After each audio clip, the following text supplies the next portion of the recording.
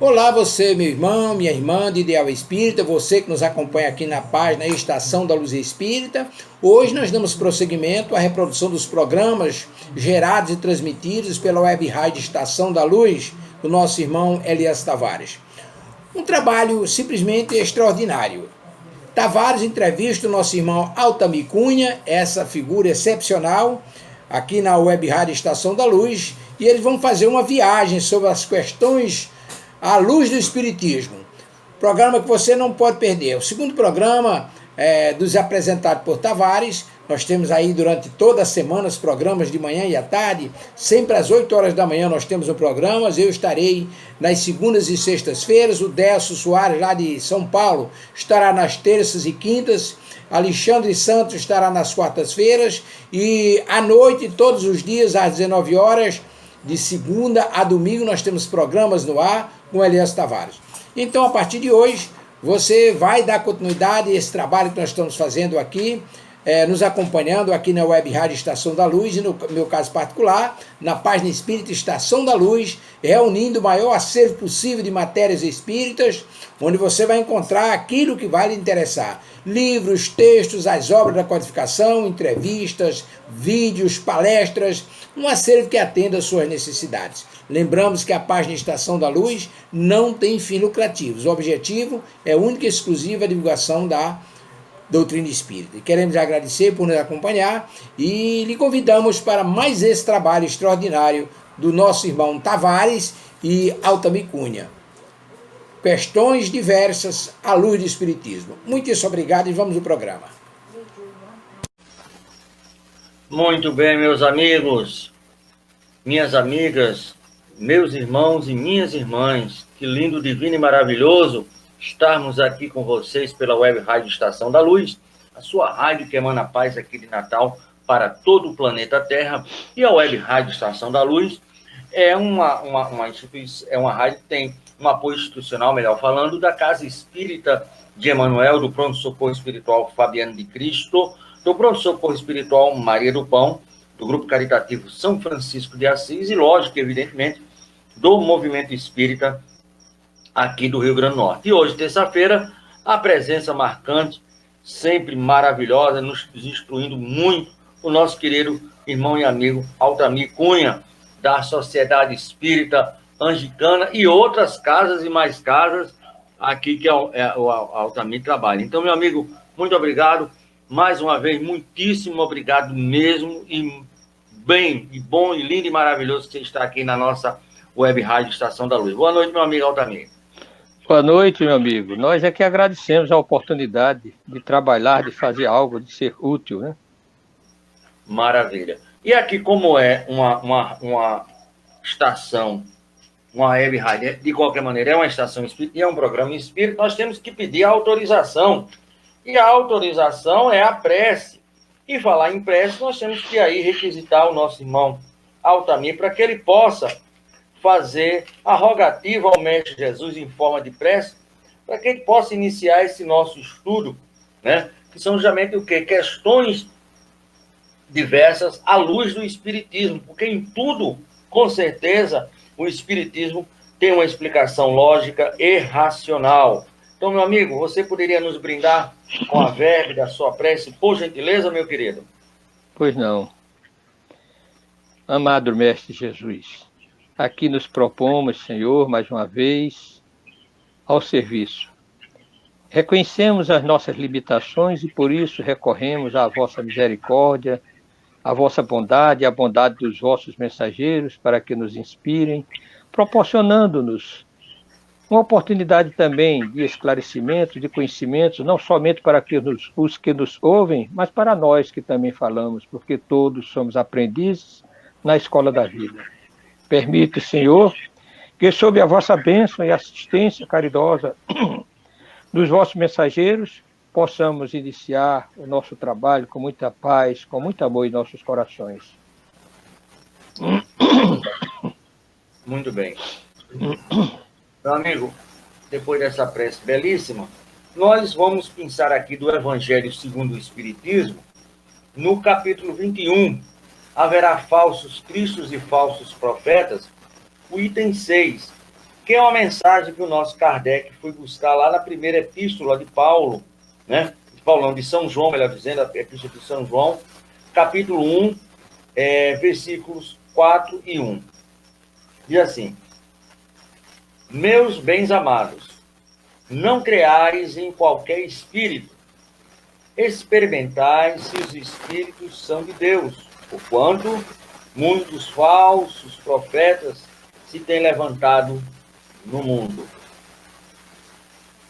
Você, mais do que ninguém, conhece essa parte do Evangelho pelo seu caminhar de longos anos no movimento espírita, no espiritismo.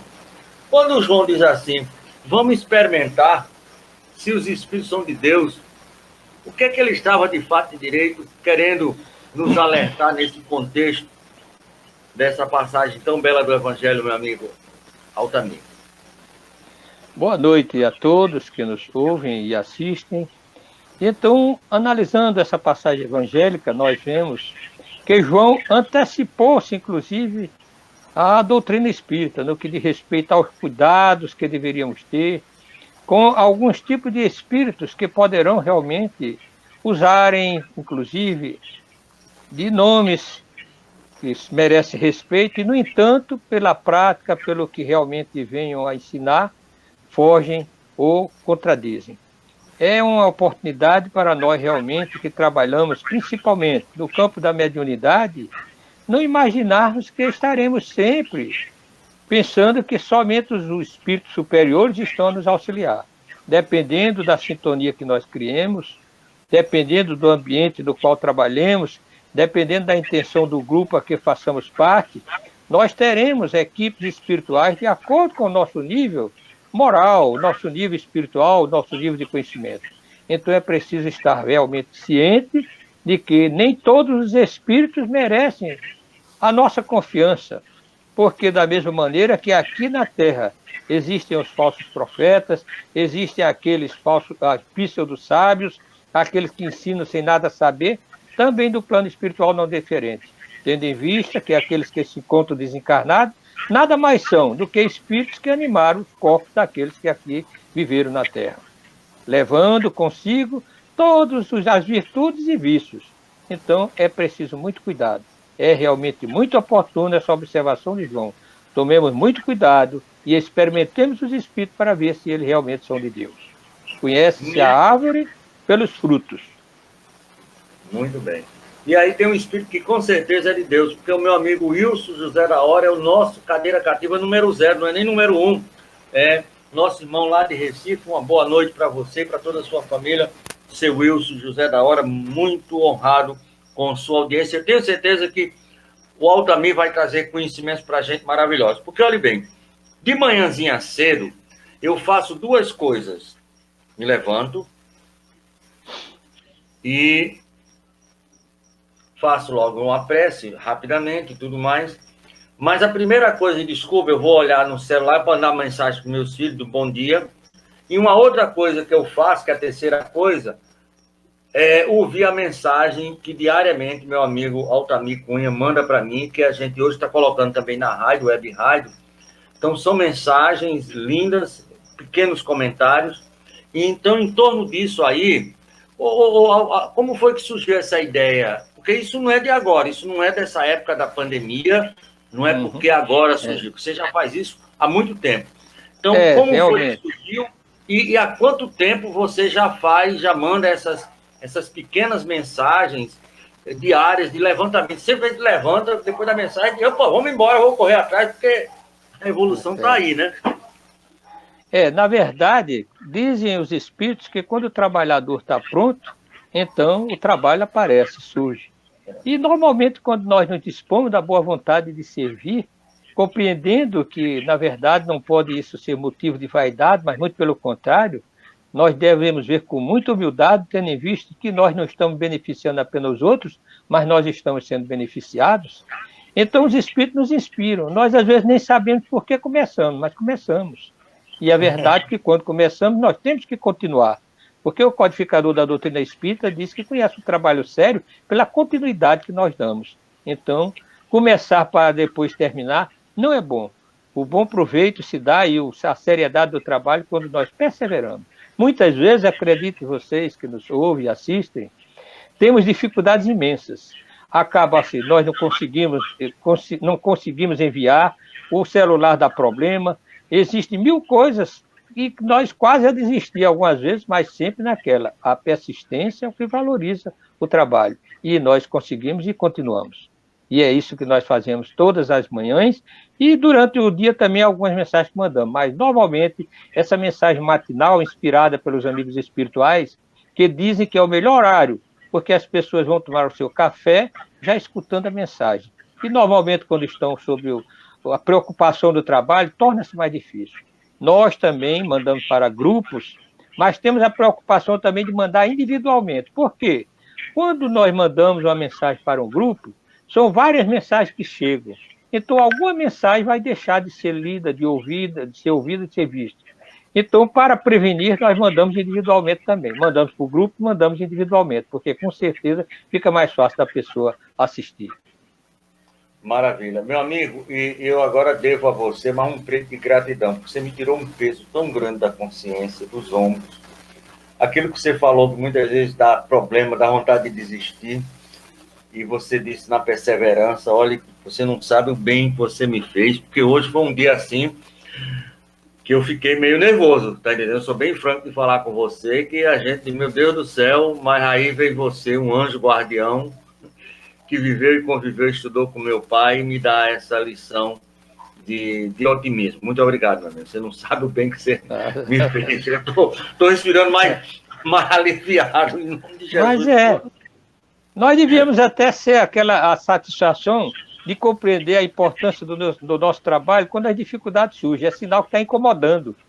Então, certos espíritos têm interesse em dificultar, então utiliza de mil meios, seja como for, para que realmente possamos desistir. Mas é a verdade, não faltará ajuda para aqueles que realmente persistam. Maravilha. Como é teu nome, querida? Muito bem. Então, o pessoal está assistindo, ouvindo a Web Rádio pelo aplicativo, nosso aplicativo. Isso é muito bom. E aí, eu vou provar para vocês como essas mensagens, a nossa irmã Raquel Ferreira, muito obrigado pela sua participação, são importantes. Então, olhe bem, ele tem aqui o problema do ser, do destino e da dor. Ele mandou há um tempo atrás, ele já está mais ou menos uma semana.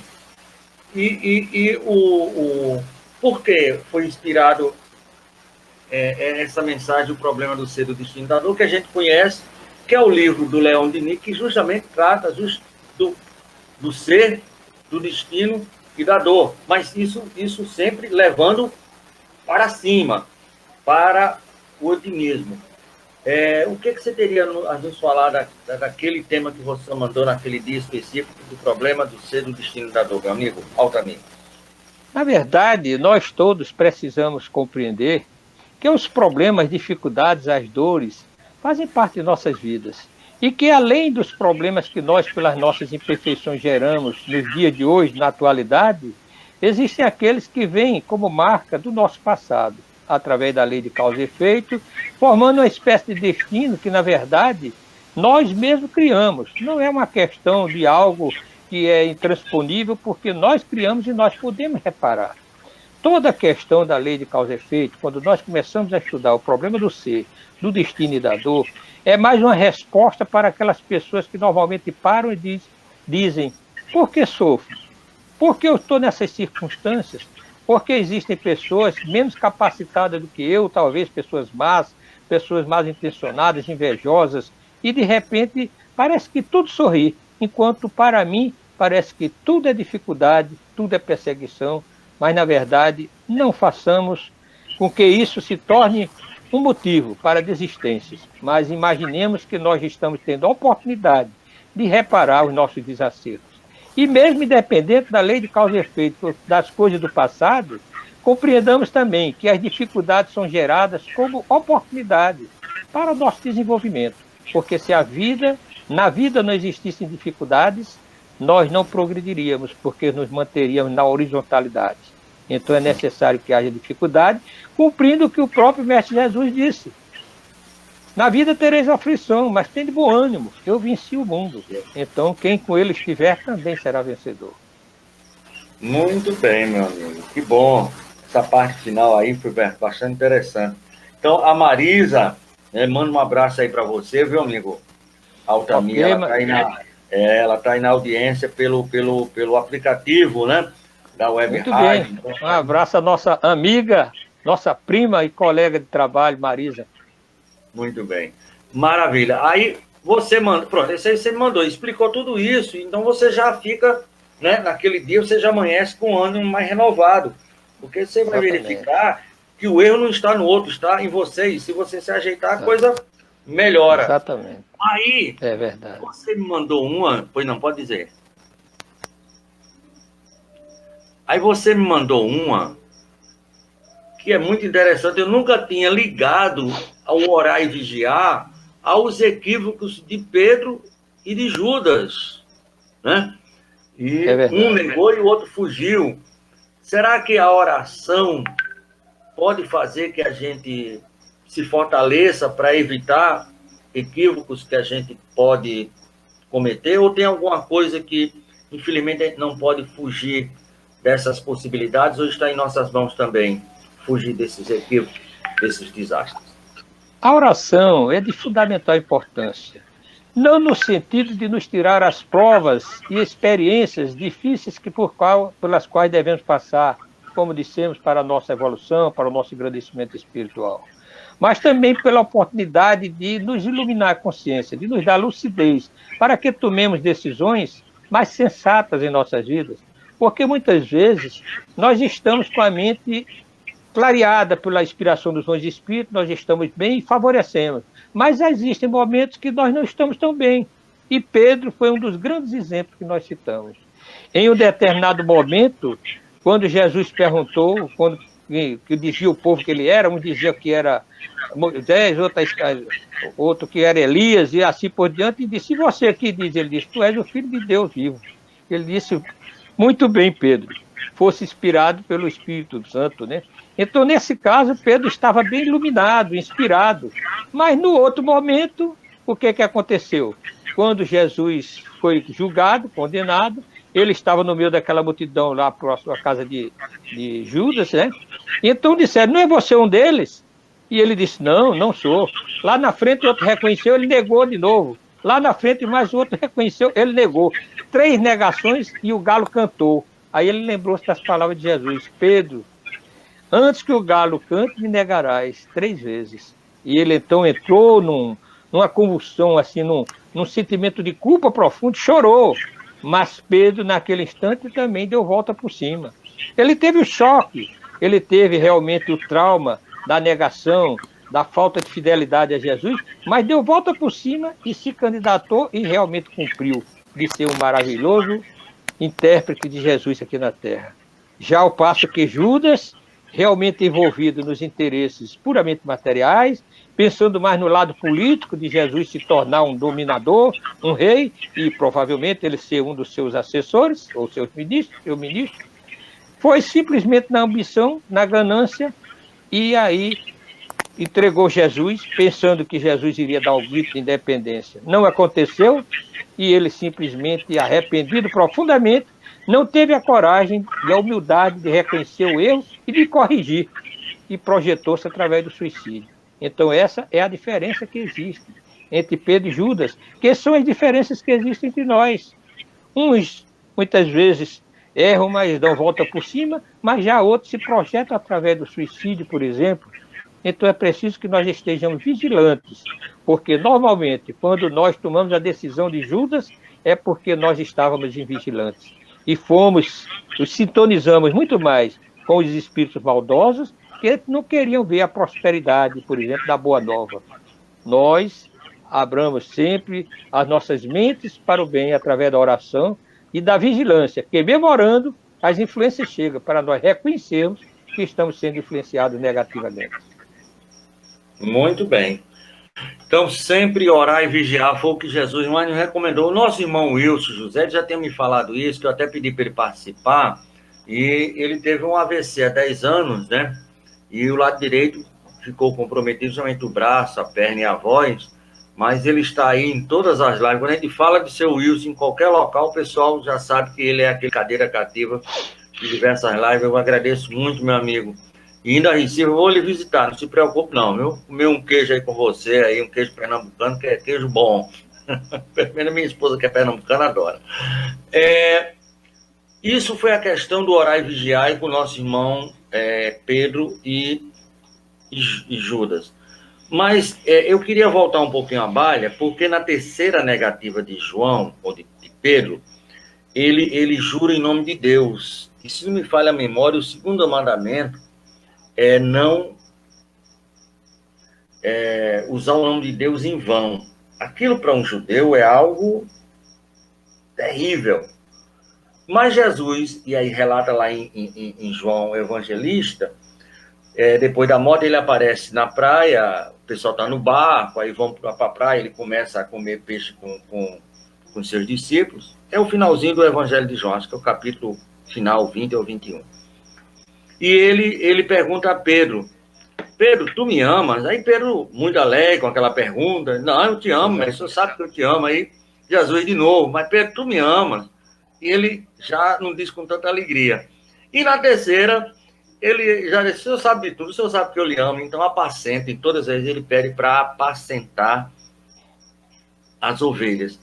Esse colóquio de Jesus foi justamente dizendo aqui, olha, Pedro, eu não estou preocupado com aquilo que você fez, de me negar, mas eu queria lhe pedir algo, se eu pudesse. Apacenta, toma conta, toma de cuidado, não é preocupação, mas é cuidar, não brigar com as minhas ovelhas que vão estar por aí. Foi mais ou menos isso, meu querido? Apacentar é cuidar das ovelhas, né? Porque o que muitas vezes nós erramos na vida é quando nós somos juízes cruéis. Nós julgamos e condenamos as pessoas por algum erro cometido no passado, como se um erro do passado tenha que perdurar a vida toda com a pessoa. Ninguém se transforme, ninguém se melhore. No entanto, Jesus, conhecedor profundo da intimidade de todos nós, ele sabia que Pedro era um instrumento valoroso. Ele sabia que Pedro era um homem rude, sabia que realmente não era um espírito assim tão perfeito, claro, mas era um espírito valoroso que realmente seria ideal para a proposta dele, que era de perseverar e realmente enfrentar os desafios da vida. E por isso que ele acreditou em Pedro e disse, apacenta minhas ovelhas. E Pedro realmente foi alguém que apacentou tanto que até entre o grupo apostólico, se não fosse Pedro, tinha havido desentendimento. Porque entre Paulo e Tiago havia certa dificuldade, porque Tiago queria manter as tradições judaicas e já Paulo não queria mais, queria eliminar a circuncisão e várias outras coisas. Então Pedro era aquele elemento, foi aquele elemento moderador, e graças a ele não aconteceu divisão.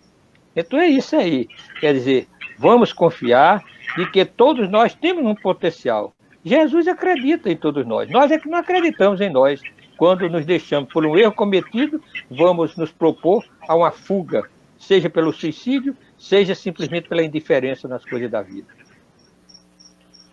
Muito bem. Aí você me mandou um também, e lógico, mandou para mim, e deve ter mandado para todos os seus amigos, em grupos ou individuais, algo muito interessante, um homicídio realizado sobre o domínio de um obsessor. E aí você levanta, não é uma lebre, você levanta um verdadeiro rebanho de possibilidades. Que se há condições de um homicídio, pode haver também a possibilidade de um roubo, de um adultério.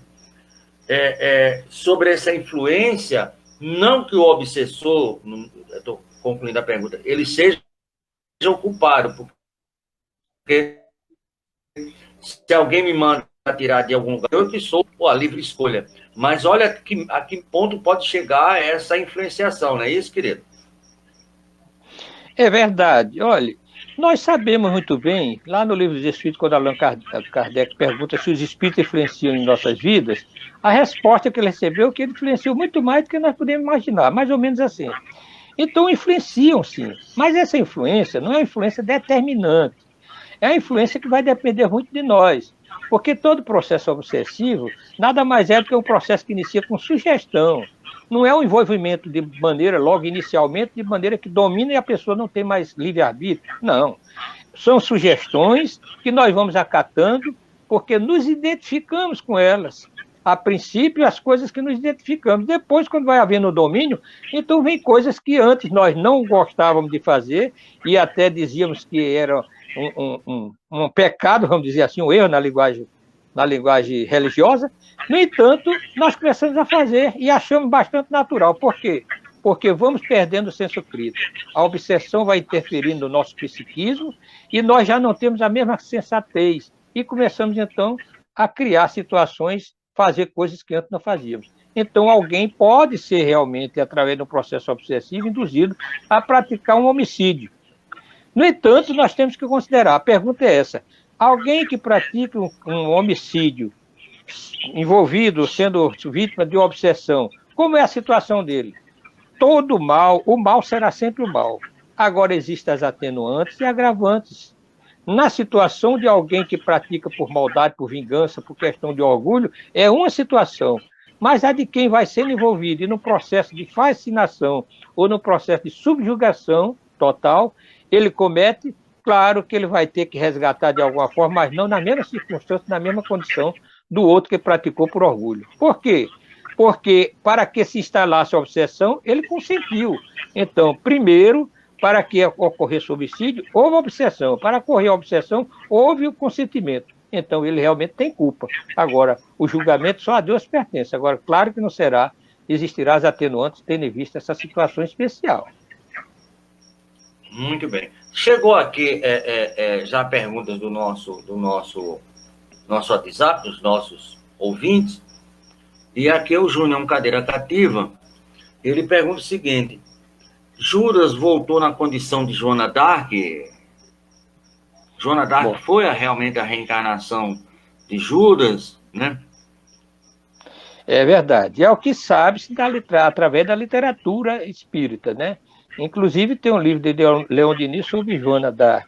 É preciso que nós compreendamos que há possibilidade, sim. Nós não podemos, de maneira nenhuma, ter a certeza, que estamos baseados na literatura do que foi informado, mas que realmente Judas, com certeza, deve ter reencarnado várias vezes para poder ressarcir o seu erro, reparar a sua falta. E pelo que a semelhança da história, ele foi uma pessoa que reencarnou da França, né, no sexo oposto, feminino, e foi aquela pessoa que se comportou como masculino, na coragem, em termos, naquela época, era o homem que mais se dava a questão de guerra, de tudo, e ela foi a defensora. E foi traída, porque acreditaram, ela foi um elemento positivo na guerra, e, no entanto, foi traída e queimada. Isso aí veio a compensar a traição que ele fez com Jesus. Porque a lei de causa e efeito, muitas vezes, atua em nossa consciência de maneira que nós precisamos de passar por experiência idêntica para poder eliminar o sentimento de culpa em nós. Somos nós que solicitamos, não é Deus que prepara e que faz, mas somos nós que criamos a necessidade. Muito bem. Mas nessa criação de necessidade, como é que a gente pode evitar que isso venha a persistir diversas vezes? Já que a gente, para não criar, cria, e como é que vai para dar um baixo, para parar? Seria a reforma íntima mesmo? Claro, não existe outro meio. Se nós não queremos ser vítimas de espíritos obsessores, nós temos que nos elevar vibratoriamente. Então, os espíritos, quando nos obsidiam, quando criam certas sugestões conosco que conseguem, é porque estão na mesma faixa.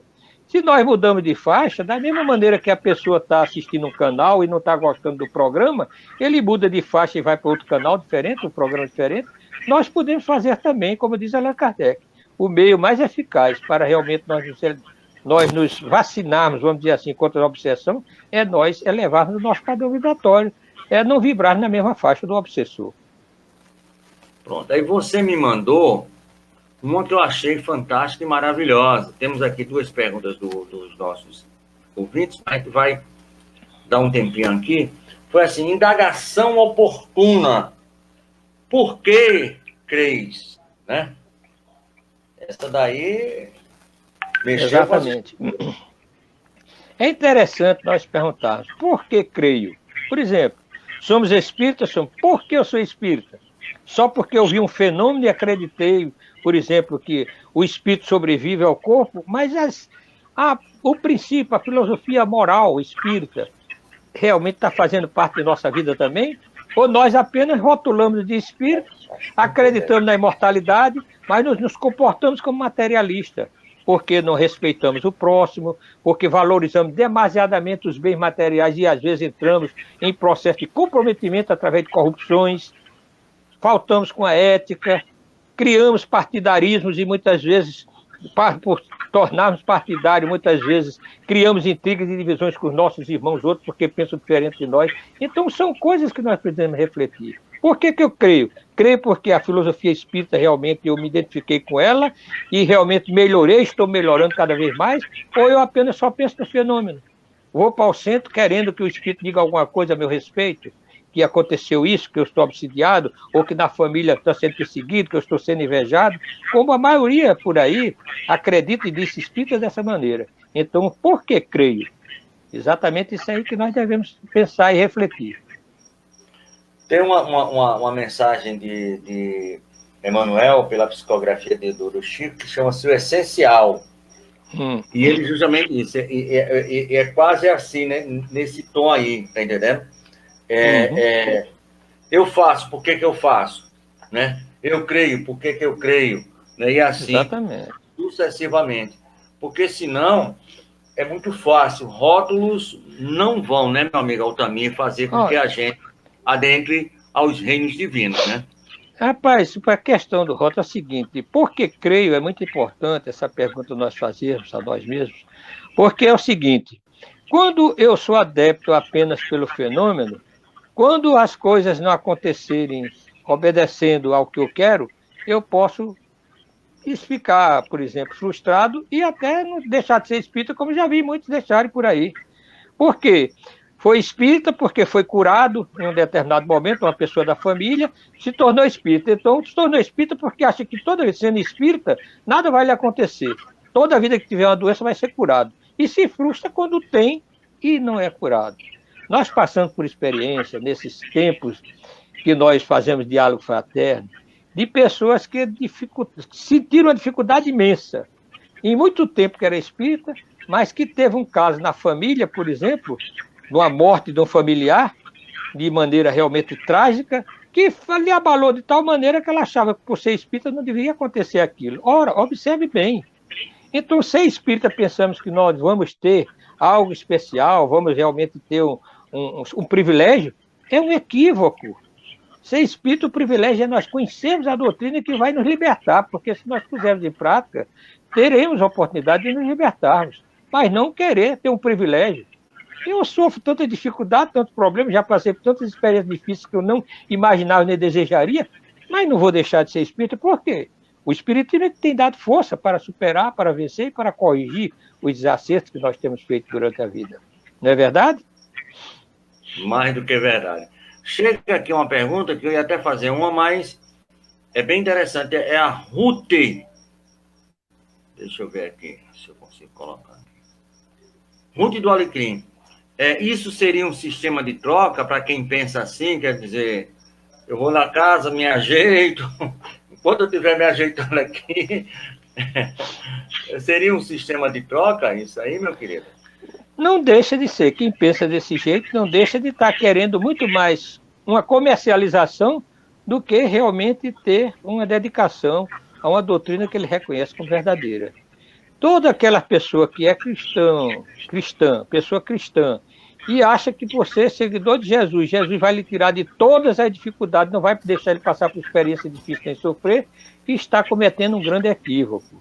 Quando nós vemos por aí muitos que vão nessa onda, e às vezes até dão o que tem, para que, dando o que tem, possam conquistar determinados benefícios, nós perguntamos, o que nós estamos fazendo de nossa fé?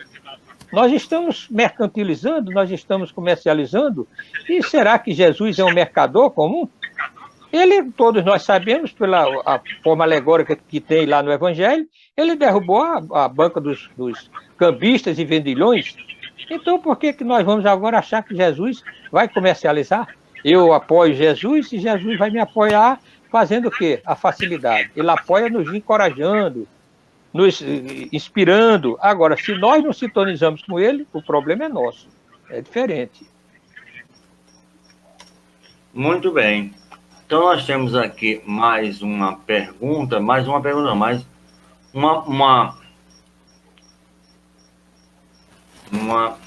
que você nos mandou, bastante interessante. Eu queria até fazer um comentário antes, porque está lá na questão 918, se não me falha a memória, conhece-te a ti mesmo.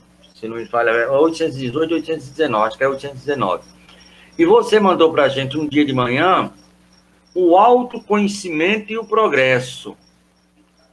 Aquilo que Sócrates viu lá na entrada da pitonisa, da médium, né?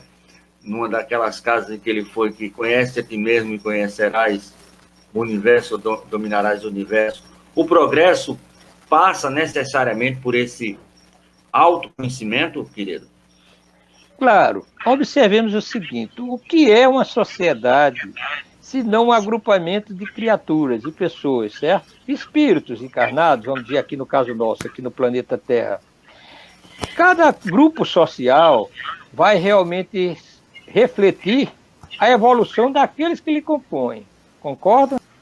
Lógico. Então, tendo em vista isso aí, se no grupo as pessoas que compõem esse grupo vão se melhorando, esse grupo social vai se melhorar também, não é certo? É uma coisa natural, é uma coisa simples de se pensar.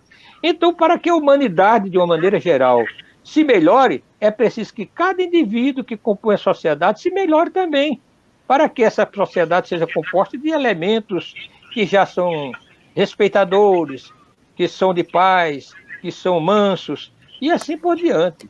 Porque, enquanto isso não acontecer, é ilusão. Nós queremos corrigir o mundo através de decretos, através de leis, que podem até conter por um determinado tempo, mas o mal existindo dentro da criatura não é o decreto que muda. O que muda é a educação, é a transformação, é a renovação íntima que nós possamos fazer. Então, essa é a regra. Não se pode mudar o mundo que não seja pela educação. Diga-se passagem, transformação, renovação interior.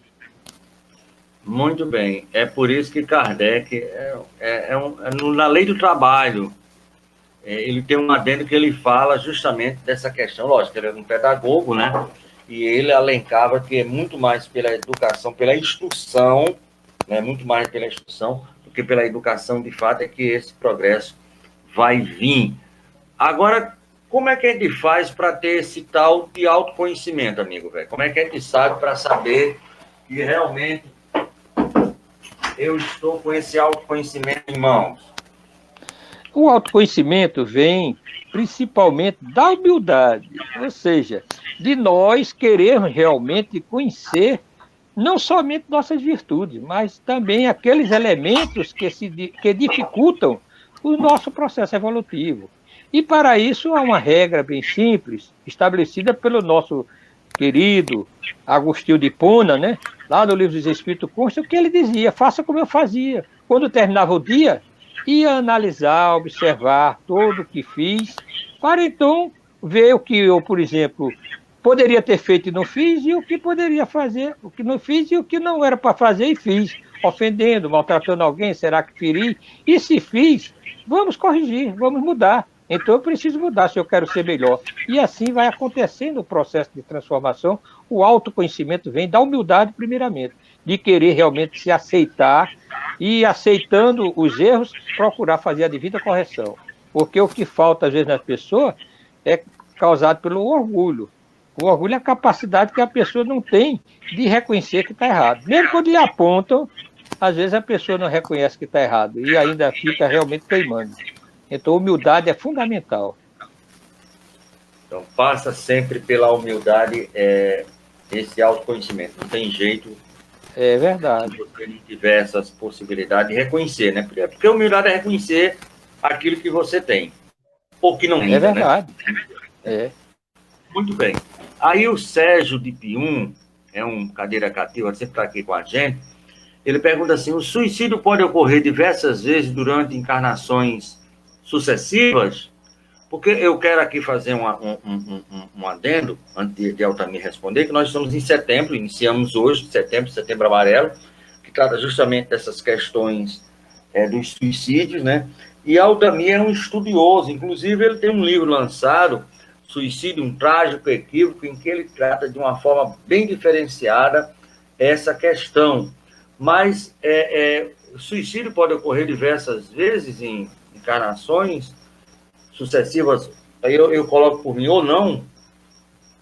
É verdade. É o que se vê da literatura espírita, essa possibilidade. Tem espíritos que reencarnam, suicidam-se, reencarnam para reparar o erro cometido e suicidam-se novamente. Então, pode acontecer, caso de espírito várias vezes suicidar. Porque a evolução espiritual, veja bem, não se dá assim. Às vezes a gente pensa que de uma encarnação para outra já dá um salto muito grande. Não, nem sempre é assim. Às vezes nós repetimos erros, na boa vontade de fazer, enquanto vemos a desgraça que fizemos, mas quando mergulhamos no corpo, tem outras preocupações, outros interesses, e nós começamos, então, a novamente nos perdermos e vamos cometer o mesmo delito. Então é preciso que estejamos atentos, por isso, no orai e vigiai, porque a maioria das vezes que nós temos tendências para alguma fuga, por exemplo, pessoas que quando estão em dificuldade, ou as coisas não estão bem, e aí fica dizendo, eu não tenho sentido, a vida para mim não tem sentido, seria melhor que eu nem existisse para ter uma vida infeliz como essa que eu tenho. Isso aí já é uma base para se refletir, porque essa pessoa poderá estar mostrando que é uma pessoa que tem tendência ao suicídio. Então, muito cuidado, muita reflexão, procura ajuda com médicos, psicoterapeutas e também ajuda espiritual, que é fundamental. Sempre que nós falamos sobre o suicídio, gente, nós falamos sobre a importância da ajuda bilateral, ajuda material e ajuda espiritual, porque a possibilidade maior de realmente ser exitosa essa procura. Enquanto a pessoa procura só um lado, por exemplo, vai procurar o psicoterapeuta, alguém passa até medicação que melhora por causa da depressão, alguma coisa, tudo, mas o fator que pode ser principal é a obsessão. Se ele não se tratar da obsessão, a obsessão vai ficar ali, dando as sugestões do mesmo jeito. Então, façamos pelos dois lados, material e espiritual. Muito bem. O nosso irmão Décio, que fez o programa nos domínios da mediunidade hoje, chega Décio, mandou aqui, realmente é 919, conhece a ti mesmo, né? E o adendo é justamente aquilo que o nosso querido Altamir Cunha falou, da questão do nosso querido Augustinho, né? Daquela revisão diária. Nós temos aqui, eu queria ir para um tema que você mandou para a gente, né? Eu achei lindíssimo, porque ele trata justamente da vida, o apego e a indiferença. Eu achei tão interessante, porque o apego é que eu quero para mim, e a indiferença, mas parece que os dois são meio iguais, né? Tanto o apego como a indiferença. Na verdade, não são iguais, são dois extremos. E por serem os dois extremos, são ambos prejudiciais. O apego demasiado que a pessoa tem, ele cria um vínculo magnético forte com as coisas que possuímos ou que temos ao nosso lado, pessoas, amizades e tudo. E se nós perdemos, nós sofremos muito e podemos correr o risco de entrar em desequilíbrio e fazer até certa besteira. A indiferença também, porque nós não podemos viver na vida sem vínculos. Então, o que nós precisamos é ter vínculos, sem, no entanto, nos apegarmos demasiadamente. Vincular-se a uma pessoa, ter uma afetividade por alguém, não é querer escravizar uma pessoa, tê-la conosco ou tê-la fazendo o que nós queremos, de maneira nenhuma. Então, é um vínculo com liberdade, sem tirar a liberdade de ninguém. Vinculado porque tem algo que nos liga, como irmãos, como amigos e coisas assim. Mas jamais ser um apego demasiado que possa favorecer a esse trauma quando nós perdemos. Um amigo, por exemplo, um casal, um é apegado demais ao outro, é apaixonado, como se diz, desequilibradamente apaixonado. Se o outro não quer continuar com ele, separar-se, vamos dizer. Aí o outro vai querer suicidar-se ou vai querer até matar aquele, porque era tão apegado que não pode viver sem aquela pessoa. Então são equívocos que nós cometemos. E indiferença também, tanto um quanto o outro é prejudicial. Nós não temos vínculo, nada, então no primeiro trauma que temos não pensamos. Se eu morrer é melhor. Mas quando nós temos um vínculo mínimo de afetividade por alguém, de valor das coisas, sem ser apego, mas temos o vínculo, nós pensamos, não, eu tenho família, eu tenho meus filhos, eu preciso cuidar, eu tenho algo, e começa a imaginar. E isso aí muda também as coisas, evita que nós tomemos decisões precipitadas na vida. Maravilha. O apego aos bens materiais, de uma forma geral, ela é retratada, acho que é no livro Nos Domínios da Mediunidade, com relação àquela visita que André Luiz faz a um museu, e tem lá o relógio, tem lá um espelho que as pessoas ficaram, e cada psicometria, né, que é uma modalidade. Então, isso impregna, você tem uma ideia de como o apego pode ocasionar, porque aquele espelho já estava ali há 200, 300 anos, mas a mulher estava ali apegada. Então, é um exemplo trágico dessa possibilidade, não é isso, meu querido? Eu peço desculpas até aos meus ouvintes e aqueles que estão nos assistindo por repetir algumas coisas, mas que são interessantes e importantes. As palavras do Mestre Jesus: onde colocares o seu tesouro, ali estará o teu coração. Eu gosto muito dessa frase de Jesus, desse ensinamento de Jesus. Aí explica a questão do apego. Onde colocares o seu tesouro, ali estará o teu coração. Ou seja, aquilo que você valoriza, você se apega um pouco, você cria vínculo. E quanto mais você valoriza, mais o laço magnético é forte. Consequentemente, você desencarnando, você não tora de imediato, não corta de imediato, não desata de imediato esse laço magnético com aquele objeto ou aquela pessoa que você criou o vínculo. Você valorizou demasiadamente e você vai ficar realmente sentindo dificuldades. Por isso que o desapego é importante, sem haver indiferença. Desapegar-se é no sentido de conviver, de sentir o seu valor, mas saber que aquilo é para a vida toda.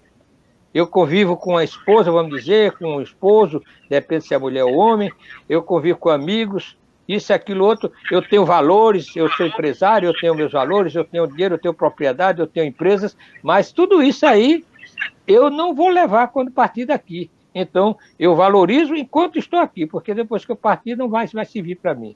Então é isso aí. Onde colocares o seu tesouro, ali estará o teu coração. Muito bem. O nosso irmão João, que não quis dizer de onde era, mas é João Costa, um erro cometido, feito por alguém, precisa passar pelo mesmo erro que foi feito ou pode ser de uma outra forma? Muito bem. Essa pergunta foi muito oportuna, porque vem desmistificar certas coisas que no meu espírito às vezes surgem, não sabemos de onde, mas as pessoas inventam. Achar que quem cometeu um crime vai ter que realmente ser assassinado. Ora, meus irmãos, se a lei funcionasse desse jeito, Deus estaria favorecendo a um ciclo interminável de acontecimentos. Um matava, tinha que ser morto também. E matava, já que morreu, tinha que matar o outro. E ficava nesse ciclo indeterminado.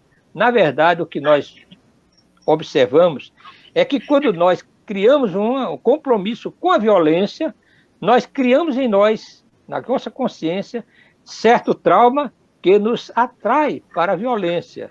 Mas veja bem, criamos certa situação que favorece a sermos atraídos para uma coisa de violência. A violência pode ser um acidente automobilístico, a violência pode ser você ter um infarto fulminante, você ter que fazer uma cirurgia, por exemplo, de ponto safena, abrir, realmente é algo traumatizante.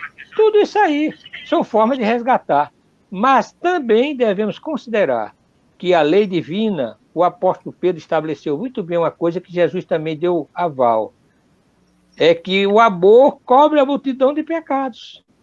Então, mesmo que eu tenha um compromisso com a violência no passado, mas que eu agora me regenerei e passei a amar e fazer o bem, eu estou ressarcindo meu débito através de créditos do amor, contrariando ou fazendo contrapeso com a violência do passado.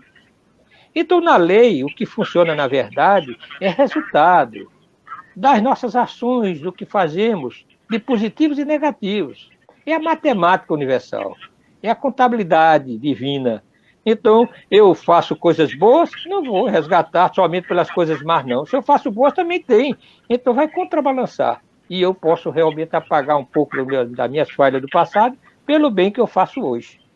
Então, é isso aí. O amor cobre uma multidão de pecados. Como dizia um amigo nosso, ainda cobre, meu amigo, não é só ontem não, quando foi falado, mas ainda está cobrindo uma multidão de pecados, né? Muito bem. Nós temos aqui mais uma pergunta, eu mandei do Costa agora, não foi? É aquela Lúcia. Luz, sim, a luz da esperança. Senhor Altamir, nos fale sobre a questão da família nessa época atual. Como é que está a família, meu amigo, aqui na nossa atualidade? Temos que realmente fazer uma reflexão profunda a respeito da família, que, na verdade, nós não poderíamos esperar coisas diferentes do que vemos em alguns setores da família, porque, considerando o nível de espíritos que ainda temos aqui na Terra, nós estamos aqui mais na Terra como doentes que vêm se medicar para se refazer.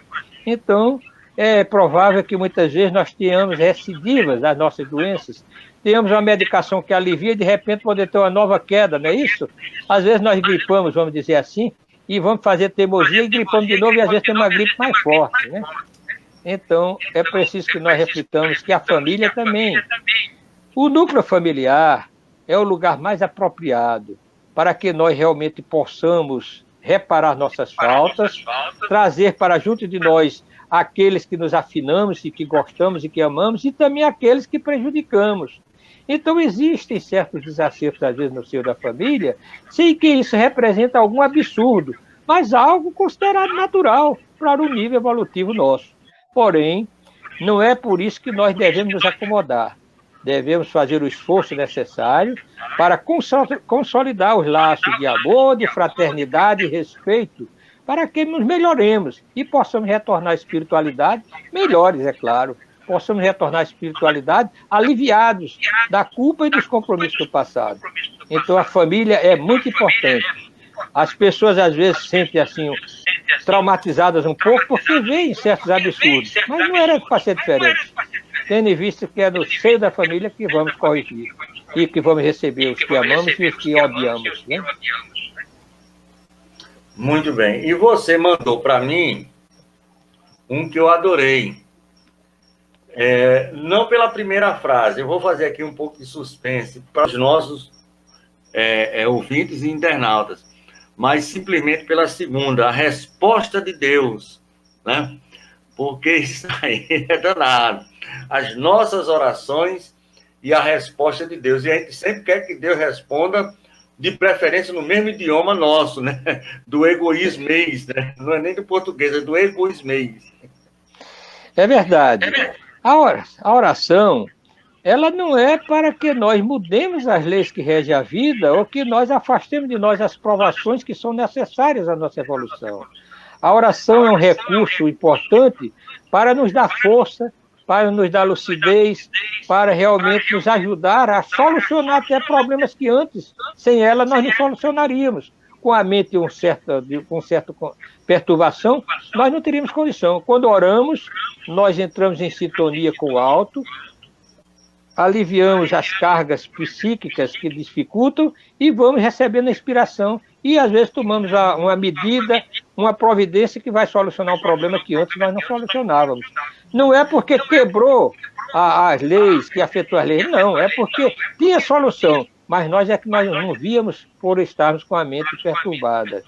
Então, muitos esperam, quando oram, uma resposta de Deus concordando com o que pedem, mas Deus não manda aquilo que nós pedimos, mas o que nós necessitamos. Porque as nossas necessidades, às vezes, estão na própria condição, na própria situação que estamos passando. A nossa enfermidade, na verdade, a cura será através do remédio amargo que estamos tomando. Muitas vezes nós não fazemos isso. Quantas vezes temos problemas em gástrico, em certa indigestão, e de repente tomamos um remédio bem amargo, muito ruim de tomar. Um sabor desagradável, mas é o que vai fazer efeito para nos aliviar e evitar até, quem sabe, que nós tenhamos problemas maiores. Então, as dificuldades, os desacertos, as aflições também fazem parte da vida. Não peçamos que Deus nos tire, mas que nos dê força para vencer, que nos dê paciência e resignação para aceitarmos e lutarmos realmente para, com mérito, nós sairmos vitoriosos.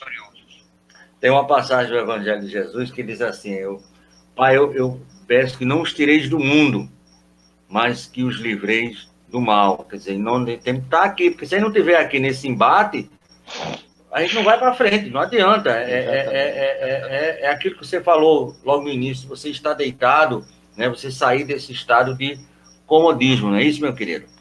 É verdade. Existem situações muito interessantes. Às vezes as pessoas não compreendem que Deus realmente é pai de todos nós, não quer ver o mal.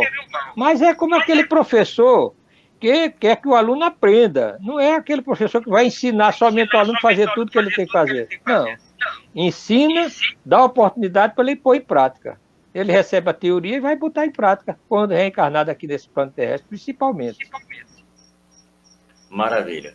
Nós temos aqui uma pergunta da Hilda Maria de Felipe Camarão. O que é que o senhor acha dessa pandemia que está ocorrendo atualmente, chamado Covid-19, meu amigo? Já tivemos a oportunidade de falar sobre essa situação, que é uma das situações que normalmente nós passamos no mundo. A questão das pandemias, a questão de certos acidentes sísmicos, coisas assim, sempre acontecem. Faz parte do processo de transformação do globo terrestre em si também, mas também de transformação da humanidade. As pandemias, elas também têm um efeito positivo, porque elas nos ensinam a compreender o quanto nós ainda somos vulneráveis e que precisamos ser mais humildes. Porque quando estamos nessa situação de proximidade com a morte, nós somos mais solidários, nós alimentamos mais o desejo de servir. Então, é preciso que, vez por outra, aconteçam situações como essa, sem necessariamente ser um castigo. Embora que possa, de acordo com a lei de causa e efeito, ser uma oportunidade de resgate coletivo também, pode. Mas não vamos associar tudo a resgate coletivo, a dívida do passado, porque as coisas acontecem também para nós progredirmos com a dificuldade e com o sofrimento. Então, nessa pandemia, por exemplo, quantas pessoas se reaproximaram da família? Umas aproveitaram a oportunidade para alimentar coisas que antes não tinham e ver a beleza e o conforto de estar junto dos filhos, de brincar com os filhos. Outros não suportaram e brigaram e até se separaram. Cada qual de acordo com o nível de evolução, cada qual de acordo com a visão que tem a respeito das coisas. Quanto mais espiritualizada a pessoa, mais oportunidade de aprender numa pandemia como essa. Mas quanto menos espiritualizada e teimosa, mais de se prejudicar e comprometer-se. Muito bem. Nós temos aqui mais uma pergunta de quem é, meu Deus? Aqui, Antônio Gentil, da Cidade Alta. As ondas de vibração dos suicídios podem acarretar outros suicídios? Antônio Gentil, aqui da Cidade Alta. É verdade, olha, isso é tudo. Observemos bem, isso aí, quando nós temos em nós certos armazenamentos no nosso psiquismo, no nosso inconsciente, de erro, de desacerto do passado, quando algo semelhante acontece próximo de nós, é claro que isso, por um efeito chamado de reflexo condicionado, poderá fazer vir à tona novamente em nós. Então, quando pessoas que já no passado, quem sabe, já suicidaram-se, ou pessoas que no presente têm um medo incrível daquilo e sabem da notícia de alguém que suicidou-se, elas entram em abalo. Não quer dizer que vai fazer o suicídio, vai praticar, mas elas entram num certo desequilíbrio. Uns poderão até cometer, porque observe bem, quando Goethe lançou aquele livro sobre o sofrimento do jovem Werther, muitos jovens, na época, se suicidaram também. O jovem que suicidou-se, né, no romance, e outros jovens, por sentirem aquilo ali, sentiram-se influenciados, porque achavam aquilo um romantismo, a questão de suicidar-se por amor, por sofrimento, ou coisa desse tipo. Então é preciso que nós estejamos, mais uma vez, dizendo, oremos e vigiemos, confiemos em Deus. Ninguém veio ao mundo para se suicidar. Nós vimos o mundo para vencer as provas e dificuldades. O suicídio vem por nossa conta. Por isso que é tão caro para nós, em termos de sofrimento e dor. Sérgio de Pinhões volta a perguntar. A família nossa é ainda o melhor lugar para o espírito, mesmo quando estou com inimigos do passado? Deve ser isso aí, né? A família nossa ainda é o melhor lugar, mesmo quando eu estou, deve ser isso, com inimigos do passado? É verdade. É bom que nós façamos observações importantes também. Veja bem, a nossa família é a família que nós precisávamos para nos favorecer a nossa evolução. Não tinha outra família melhor do que a que nós estamos convivendo. Agora, veja bem, Na convivência em grupo e convivência com outras pessoas, nós podemos chegar num determinado dilema de estar ao lado de uma pessoa que, apesar de complicada, nós suportaríamos. Mas só que a pessoa não quer nos suportar. E o que fazer? Escravizar essa pessoa? Amarrá-la e forçar a conviver conosco? Se ela, às vezes, manifesta o desejo de separar-se, de afastar, de fugir? Então é preciso que usemos também do bom senso. A lei divina não nos ensina a escravizar a ninguém. Agora, cada qual vai realmente responder pelas suas deliberações, pelo que realmente possa fazer. Então, se nós fazemos, cumprimos a nossa parte, com um companheiro ou uma companheira, fazemos o possível para manter um relacionamento, por mais difícil que seja, mas aquele companheiro ou aquela companheira não quer, aí o problema vai ser dela ou dele, não nosso. Então, é preciso nós fazermos desse jeito. Lutemos enquanto puder, façamos a nossa parte. Agora, não sejamos corrente para aprisionar ninguém. Porque Maravilha. Quando acontece uma coisa realmente forçada, acontece tragédia maior. Já vimos casos de suicídio de pessoas que, não suportando, porque era forçada a conviver com outros, suicidaram. Então, qual seria melhor? Era realmente parar ali para depois reparar noutra encarnação, quem sabe, ou deixar que acontecesse uma tragédia dessa? Então, o livre-arbítrio é algo importante. Se alguém realmente, seja até nossos filhos, muitas vezes nós queremos que sigam o caminho, mas se eles querem seguir outros, nós orientamos, esclarecemos, mas se eles teimosamente escolhem, a vida vai ensinar, vai dar a resposta que ele merece. Muito bem. Nós temos aqui mais uma pergunta, é da Juliana Freire, ela não diz de onde é. Senhor Altamir, fale sobre as questões do uso indevido da mediunidade. Muito bem. Nós tivemos a oportunidade, até nesses áudios que nós mandamos e vídeos, a questão de mediunidade e desenvolvimento mediúnico. As pessoas se preocupam muito com o desenvolvimento mediúnico no que diz respeito ao exercício constante do fenômeno mediúnico. Mas nós devemos, antes de tudo, considerar que o desenvolvimento do médium vem antes, o desenvolvimento da mediunidade vem antes pelo desenvolvimento do médium. Então, antes de nós pensarmos em sermos bons médiuns, sejamos médiuns bons, pessoas boas, pensemos no bem, alimentemos a mente com bons pensamentos, que de nossa boca saiam as boas palavras, que dos nossos olhos vejam as coisas boas nas outras pessoas, e nós estaremos, então, iluminando-nos e criando uma sintonia com os espíritos superiores. Porque de nada adianta nós exercitarmos toda semana ou 2 vezes por semana a mediunidade e nós nos mantermos críticos demasiados, insolentes, mal educados, desrespeitadores, maledicentes, porque nós dessa maneira criaremos sintonia com espíritos inferiores, jamais seremos médiuns bons. Então é preciso nós compreendermos. Médium, desenvolvimento mediúnico, mediunidade, desenvolvimento mediúnico, ter essa relação profunda com a transformação do médium em si. Muito bem. E para encerrar, uma que você mandou aqui para a gente, que eu acho o título muito interessante, é Prudência, Medicação e Fé. Exatamente. É isso aí, foi até através de uma trova, né? Com prudência, preservando nossa vida, né? Com a fé conseguimos suportá-la, meditando conseguimos compreendê-la e a imprudência nos ajuda a perder, né? É interessante, porque muitas vezes nós queremos que as coisas aconteçam à revelia. Nós temos que ter prudência sem ter medo exagerado. O medo natural faz parte de todos nós. Agora, quando nós deixamos que o medo nos possua de tal maneira que torne-se realmente uma coisa doentia, patológica, isso é altamente prejudicial. Agora, o medo natural, que é a prudência, que nós primeiro vamos pensar se isso não vai dar errado, se não tem que ser assim, assim, então é muito importante. Porque até o que nós falamos, nós devemos ter prudência ao falarmos. Porque depois que emitimos a nossa frase, a nossa palavra, nós não podemos mais corrigir. Porque mesmo quando corrigimos, o desacerto já foi feito. É como se nós tivéssemos depenado uma galinha num caminho longo e quiséssemos de volta pegar todas as penas novamente. O vento já teria espalhado tudo.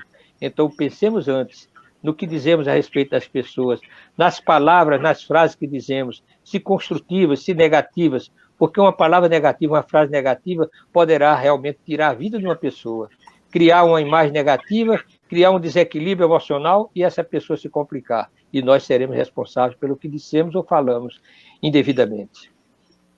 Isso está nas questões daquela pergunta que foi feita, não sei por quem, das questões das vibrações, né? Porque muitas vezes usa essas vibrações quando é na questão do suicídio, que já é uma questão extrema. Mas essas vibrações diárias, elas também têm a tendência de criar uma psicosfera, e ali uma coisa um tanto quanto danosa para toda a população, né? É isso aí, e a meditação também é muito importante. A meditação, as pessoas imaginam, quando falam em meditação, você ali daquela posição de flor de lótus, né? E como os orientais, não é preciso ser assim. Meditação é a gente refletir sobre as coisas do dia a dia e poder realmente pedir inspiração e observar os resultados e ver o que podemos fazer de melhor. Então a gente está inoculando ideias positivas, está meditando, está clareando as ideias, né? E a fé, essa nós já falamos em outras oportunidades, é o combustível, é o que nos sustenta. Se nós não temos fé, nós, na verdade, vamos falir por antecipação. Então, a prudência, a meditação e a fé. Muito bem, meu amigo. Faltou energia aqui, mas infelizmente a gente tem um transformador que não deixa a gente meia hora ainda, mas terminou justamente no horário mesmo. A energia foi prudente. Né? Exatamente, tá certo. Mas foi prudente, ela nos deixou, realmente foi uma maravilha. Não existe coincidência. Como eu estou com a energia do computador pela energia dela, né? E um transformador aqui também, mas tudo bem. Então, nós estamos encerrando, agradecendo a você, a nossa irmã Yasco, né? Aqui a menina é lá dos Estados Unidos, vai fazer um programa aqui com a gente. Casos de violências sexuais parece ter penetrado muito frequentemente nos membros da família. Não parece ter sido isso um grande risco, a permissão desses espíritos virem à família? É uma pergunta que ela faz, né? Casos de violências parece ter aumentado, né? Justamente entre os familiares. Não parece ter sido um grande risco a permissão desses espíritos virem nessa família? É o que a nossa irmã Yasco pergunta. Na verdade, risco todos nós temos que passar. A vida em si é um risco. Quando nós nos reencarnamos, nós vamos nos arriscar. Não quer dizer que nós vamos ser vitoriosos, não. A proposta é para sermos vitoriosos. Tudo é montado para que nós sejamos vitoriosos. Mas o risco está exatamente em nós, que não seguimos o script, né? E daí, então, nos damos mal. De repente, estamos numa situação familiar, por exemplo, e vamos nos envolver, fantasiar com outras coisas. Temos a nossa família, às vezes digna, vem com a esposa ou com o esposo, e começamos a observar do outro. E, de repente, as coisas se complicam. Vivemos com as pessoas, tem as afinidades do passado, e já levamos para o lado do erótico em si da coisa. Então, é aí que complica, porque nós somos vigilantes e permitimos que as coisas negativas tomem conta de nós. Mas a família realmente está vivendo determinadas dificuldades porque é a prova de que os espíritos que estão aqui ainda são muito necessitados. Agora, não viemos aqui, nem Deus iria pensar, não, esse aqui não vai por causa de... Não, tem que ir agora, todos já foram preparados. A falha está exatamente como dissemos, não segue o que foi proposto. O orar e vigiar e fica de lado, né? Muito bem, muito obrigado, meu amigo Altamir. Eu quero só pedir que você se prepare para a prece final, mas antes disso eu quero fazer um pouquinho da divulgação da nossa programação. Amanhã, de manhã, 8 horas, nós teremos o nosso irmão Alexandre Santos fazendo o programa Filosofia, Ciência e Moral, né? Aqui pela Web Rádio. Como na segunda-feira, nosso irmão Amadeu Ferreira faz o programa nos domínios da mediunidade. Na terça-feira, Décio Soares, lá de São Paulo, faz o programa Construindo Pontos para o Futuro. Amanhã à noite nós teremos o nosso irmão Barbosa e o nosso irmão Fábio Dionísio falando sobre medicina da alma. Na quinta-feira, o nosso irmão Alexandre falando sobre a ciência da ufologia. Na sexta-feira, o nosso irmão Zé Soares fazendo um trabalho sobre os campos de força, chamados chakras. No sábado, nosso irmão Enzo vai falar sobre o suicídio e as suas consequências espirituais. E também, fechando no domingo, o nosso irmão Alexandre, lá de São Paulo, falando sobre filosofia e espiritismo. Nós queremos convidar um convite todo especial para o 12º Seminário Solidário do Grupo Caritativo São Francisco de Assis, aqui no sítio do Baiano, aqui em Ceará-Mirim. O tema é doenças silenciosas da alma, depressão, suicídio, ansiedade, obsessão, pânico, perda de entes queridos. Vai ocorrer agora dia 26 de setembro, finalzinho do mês, é um sábado, das 8 às 13 horas. E quem é que nós vamos ter aí como palestrante? A esposa do senhor Assis Pereira, nossa querida Maria Sandra Borba Pereira, aqui de Natal, a nossa Betinha Elizabeth Diniz, do Rio Grande do Norte também, o Marcelo Shoa, lá de São Paulo, e o nosso Fred Menezes, o nosso Frederico Menezes, de Pernambuco. Transmissão direta pela rádio Portal de Luz, pelo YouTube, o Reviver, aqui também pela Estação da Luz e o Seridó Espírita. E a parte musical fica pelo grupo Sintonia de Luz, o apoio, lógico, da Ferne. Telefone de contato é o 99180 0858, 99180 0858.